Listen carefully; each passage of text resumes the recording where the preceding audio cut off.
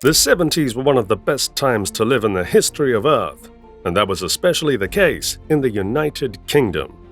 Britain felt like a decade that kept reinventing itself. New money, new music, new screens, new rules, and sometimes no rules at all. Let's take a look at some things from the 70s in the UK that you might not even remember today.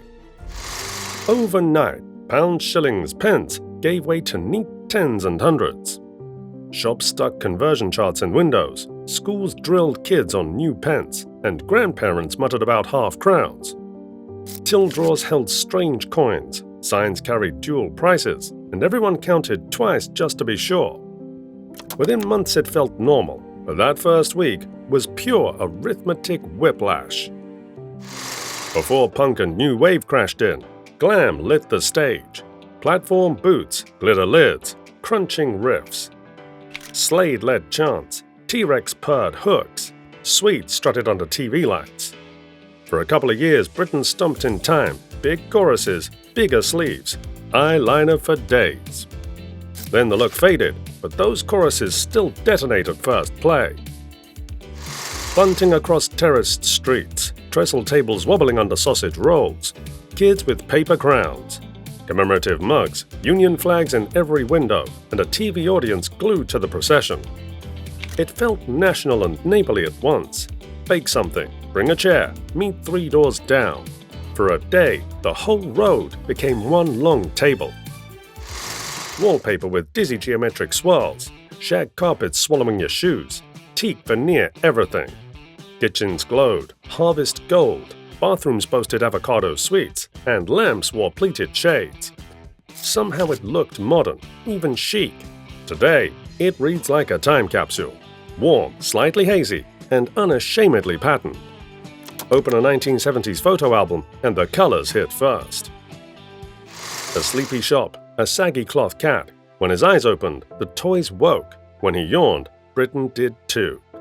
Bagpuss moved slowly on purpose. Tea-time television built for calm. Emily's mended things. Professor Yaffle tutted. The mice sang. Soft storytelling, soft focus, soft endings. You didn't watch for twists, you watched to wind down. 2 white bats, a square ball, and those perfect bleeps. Families argued over who got first serve, adjusted the TV dial when the picture ghosted, then played another round anyway. Compared to modern games, it's simple. Compared to 1970s evenings, it felt futuristic. Hours vanished into a rally that never needed more than a line and a dot. After the Beatles split and before punk snarled, 4 Swedes arrived with laser-guided melodies. Waterloo planted the flag. The run that followed turned car radios into sing-alongs. Harmonies stacked like polished glass. Outfits sequined for Saturday night TV. Hooks engineered to live in your head. It wasn't just hits, it was a soundtrack for family living rooms. Bedroom walls became battlegrounds. Donnie's smile, Roller's tartan, David Cassidy's mop, the Jacksons' poster poses. Magazines ran quizzes, fan clubs posted badges. School corridors settled loyalties by lunch. You didn't need to explain your team. The badge on your bag did it for you.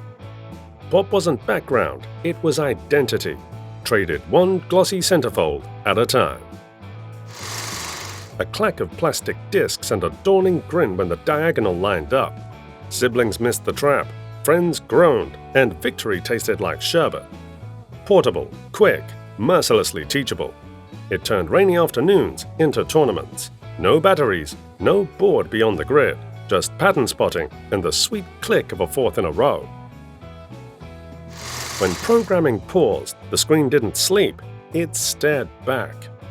A girl with a chalkboard, a slightly eerie clown doll, color bars humming on either side.